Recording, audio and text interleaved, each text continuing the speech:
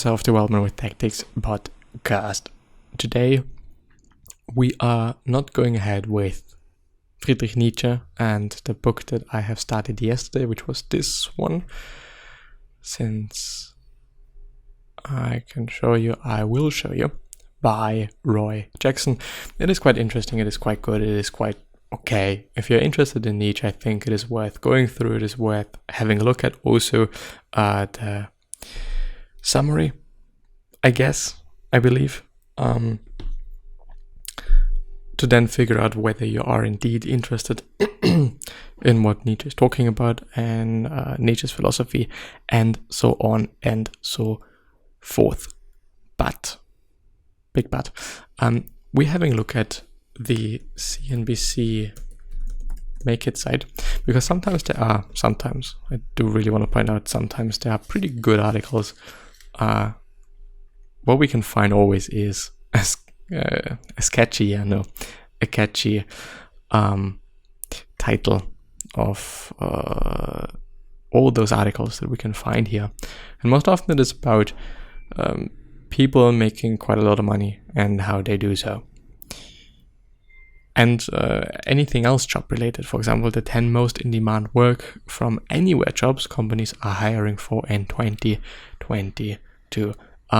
I do, though, believe in general that going for a job where you know, and this is your sole reason why you're trying to get into this field, where you know you're gonna make quite some money, or at least you're not gonna die, I can understand it, but I do not necessarily think that it is the path to actually being happy.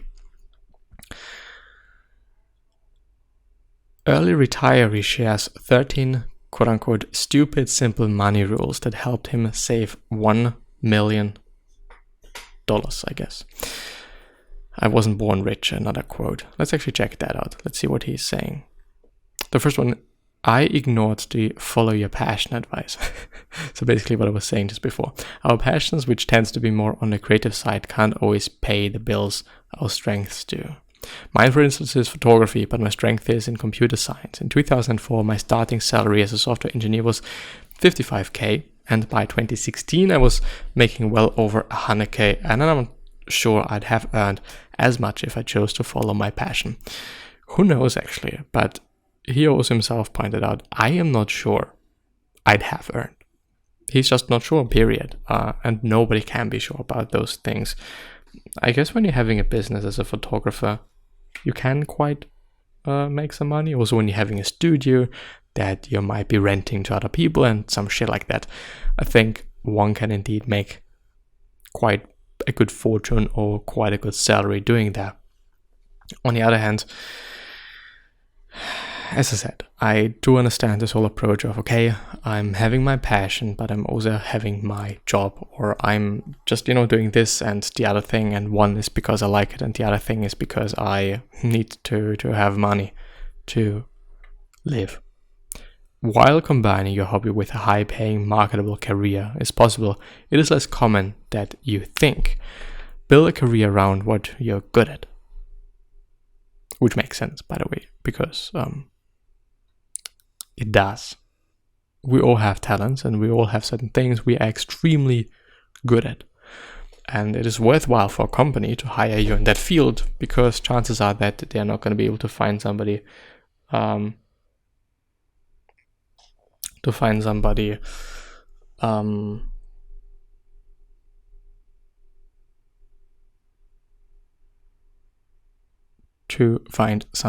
in that field as good as you are.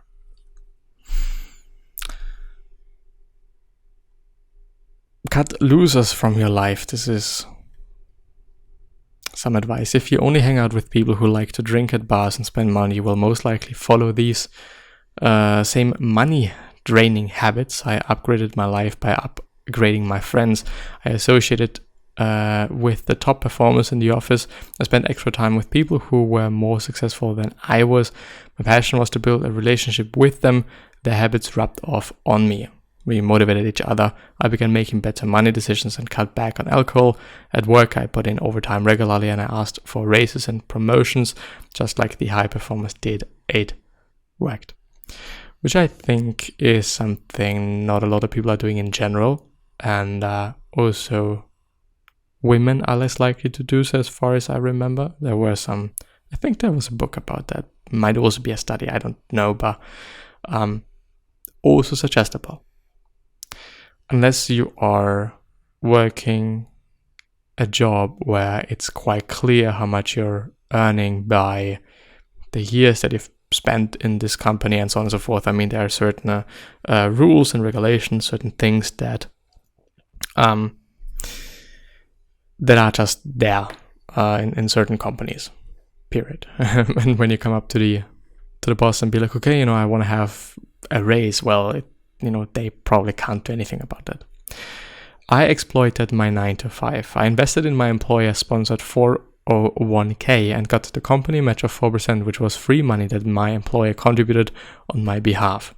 Some companies also offer health savings accounts, or HSAs, to help employees save pre-tax money for qualified medical expenses like deductibles and medications. The beauty of an HSA is it acts like a 401k later in life. After you turn 65, unused money can be withdrawn for any purpose. Your full-time job may also offer educational and training opportunities to help boost your marketable skills like computer programming, accounting, and time management. These skills can be used to get promotions and raises throughout your career. And it just makes sense to, I don't want to say exploit it. Exploiting is just so negatively connotated for me, but I think it makes sense to do that, to keep that in mind and to use all the opportunities that one is having. I mean, why wouldn't you? I switched companies 5 times in 14 years. Taking a new job is often the easiest way to get a raise because negotiating a higher salary is a natural part of the process. I got a 15 to 20% raise each time I switched companies. This is far beyond the typical 3% cause of living raises many employers offer their staff.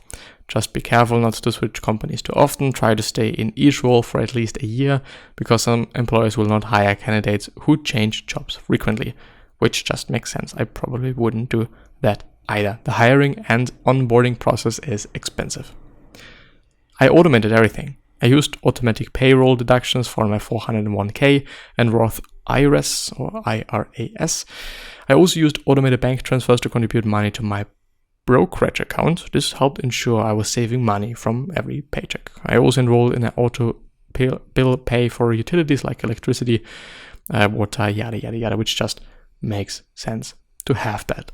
Something to note is that, for example, the 401k plan, you're not going to find something like this in every country. And when you do not have the possibility to have such a plan, to have this investment, I think one just has to go for something else. And yeah, it is what it is. There might be something similar in a lot of countries, or the same thing actually in a lot of countries. As far as I know, where I'm living, there is not something like that. Just, I think, retirement accounts, this is quite it. But yeah, I don't know the differences though. So it might be the same, it might be something different. I really do not know. I ignored the haters. An unfortunate part of doing anything significant is that you'll get hate, sometimes lots of it. People will criticize you for spending money differently. You might lose friends if you decline those weekly happy hours at your local bar. It is not always easy, but ignoring hate is integral to building wealth. I don't know. Something that and this might be the final thought of today, I do appreciate, is it appreciating? It's not necessarily appreciating, but I do understand those people that are really willing to be wealthy and maybe retire very, very early and whatnot, and have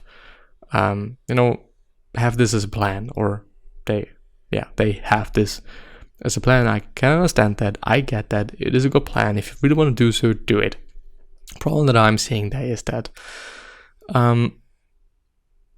it might work out, it might not, as with every plan, and you might then be stuck in a job that you actually really hate, just because you see that it is making you a lot of money, which is definitely something I do not suggest. And I think nobody, well, not nobody, but most people wouldn't suggest.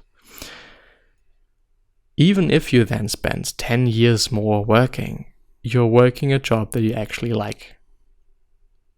So what about that? You're making less money, yeah, but you have more fun doing the work that you're doing.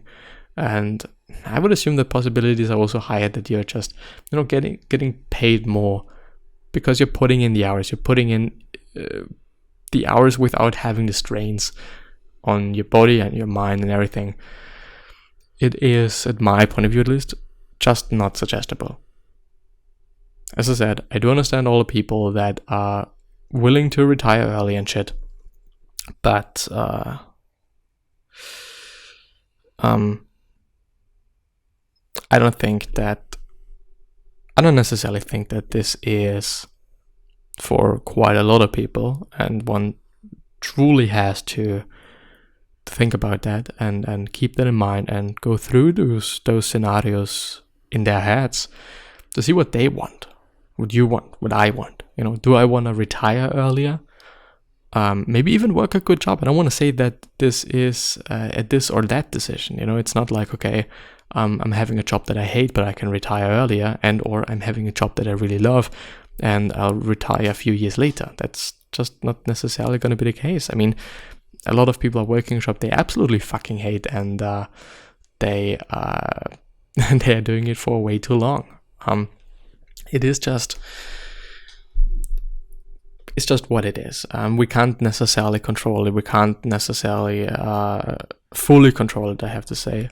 But think about it. Just think about what makes sense for you and your life. What are your priorities?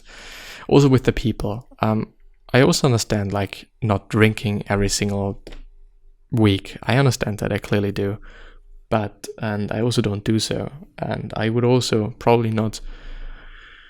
I don't know, maybe not hang out with those people that often that are doing that very frequently. But I don't know, I mean, they're still your friends, and just because you're having different hobbies, yeah. Just because you're having different hobbies, just you're having different interests, doesn't mean that you have to ditch them. Like, I have many friends that just have different hobbies, that also go to bars pretty frequently, and I still really like them because I like their personality and I like who they are. It does not always have to be about, okay, how can I maximize this? How can I maximize that? Maybe this is just, a mindset or a culture thing, could also be the case. But still, I really want you to think about those two scenarios, or those many scenarios that you might be encountering in life, and make sure that when they occur, you make the rightest decision that you can. But yeah, with that being said, I'm hopefully going to see you next time, so bye-bye.